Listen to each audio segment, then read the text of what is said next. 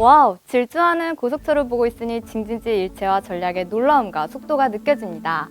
안녕하세요. 중구외문국 인민화보 한글판의 한국 전문가 박보은입니다. 오늘은 올해 양회의 주요 이슈 중 하나인 징징지 협력 발전 전략에 대해 알아보고자 합니다. 먼저 사진 한 장을 보실까요? 징징지 위치를 확인할 수 있는 지도입니다. 많은 분들이 베이징과 텐진에 대해서는 잘 아시겠지만 허베이성에 대해서는 낯설어 하실 텐데요.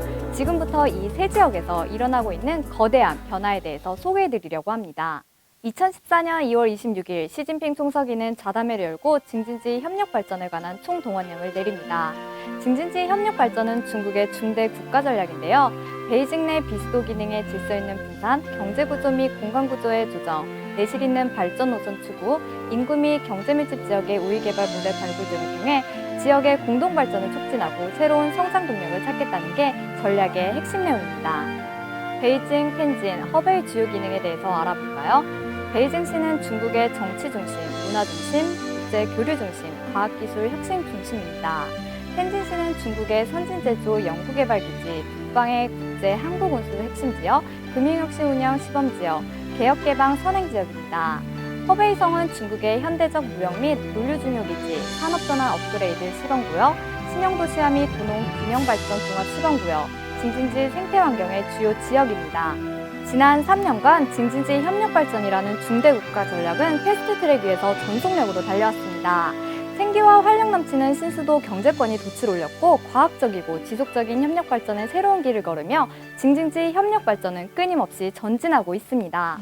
交通首先的畅通，生态环境联防联治，在这方面呢有了进展，是有了联防联动的预警机制、防范机制等等机制，也有了一些对应的措施。产业呢这3年的进展很快，一个全新的布局开始形成。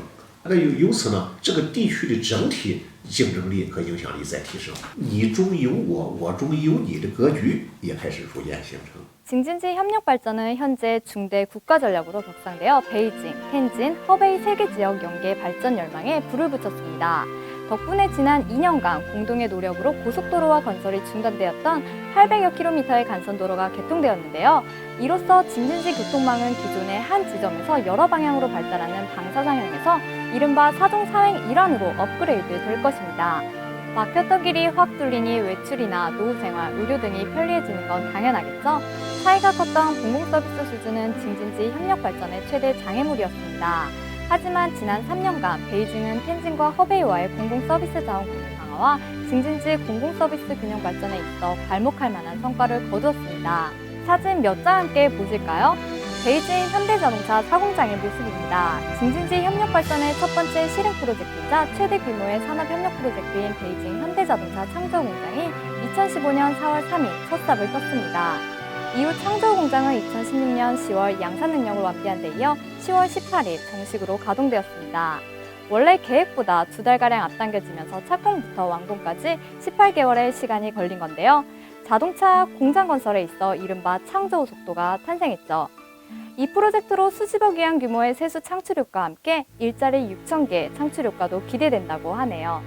징징지 협력 발전은 매우 복잡한 시스템 공정입니다. 해결해야 할 문제들도 산적해 있고요. 하지만 세계 지역 정부들은 더 많은 주민들이 징징지 협력 발전의 혜택을 누릴 수 있도록 전력을 다해 노력하고 있습니다. 就是在推进这个生态环境的实力上，我们遇到了很多由于历史、现状等它的一些硬元素，就是呢，我们现在也努力的借鉴发达国家的经验。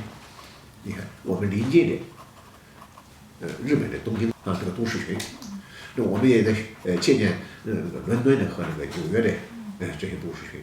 한국은 수도권이 발전했죠? 한국의 이야기를 들어볼까요? 인민화보 한글판 판정기자가 한국 기자를 만나 한국의 수도권 발전에 대해 들어보았습니다. 네, 한국에도 서울에 집중된 모든 기능이 집중돼서 이제 부작용이 많았는데요. 60년대 후반기부터 70년대까지는 이런 문제들이 서서히 좀 이제 드러나기 시작했고요. 80년대부터 90년대까지는 이제 인근 지역의 아파트 단지, 그러니까 이 인구를 좀 분산시키기 위해서 예를 들면 분당이나 일산 이런 이제 주변에 있는 이제 신도시들이 생기기 시작을 했습니다. 그럼에도 불구하고 이제 수도가 서울에 집중된 집중된 기능이 많이 분산되지는 않아서요. 2000년대 이후에는 행정 수도 이전에 대해서 논의가 본격적으로 되게 됐습니다. 그 이제 한국도 그러니까 서울 인근에 있는 신도시를 만들면서 예를 들면 분당이나 일산 등을 만들면서 그러니까 아파트는 지어졌는데 그러니까 사회 기반 시설들이 완전히 갖춰지지 않아서 문제점들이 있었거든요. 예를 들면 학교가 많이 설립되지 않았거나 학생에 비해서 학교가 부족하다거나 아니면 병원이나 편의 시설들, 쇼핑몰 이런 것들이 부족하다는 그런 문제들이 있었고요. 또 이제 지하철 같은 이제 교통시설이 많이 갖춰지지 않아서 출퇴근에 어려움이 있다는 그런 문제점들이 지적이 됐습니다. 지금은 이제 많이 개선이 됐죠. 아마 중국도 진징지 일체화를 이제 준비하는 과정에서 같은 고민들을 하고 있을 것으로 생각이 되는데요. 예를 들면 베이징의 행정 기능을 이제 이전을 하면서 준비를 하면서 예를 들면 중심부에 있는 교육이라든지 의료, 상업, 문화시설 등을 같이 이전해야 되는 문제가 있을 거라고 생각을 합니다. 또 이제 지하철 노선 연장이나 아니면 이제 고속도로 개통 같은 문제들이 먼저 해결이 돼야 이 일체화 전체적인 정책도 성공할 수 있을 거라고 생각을 합니다. 징진지 협력 발전의 길은 멀고 험난하겠지만 멀지 않은 미래의 수도 베이징을 핵심으로 한 세계적 규모의 메갈로폴리스 탄생은 분명해 보이네요. 생명력과 활기로 가득할 징진지의 새로운 모습, 벌써부터 기대가 됩니다.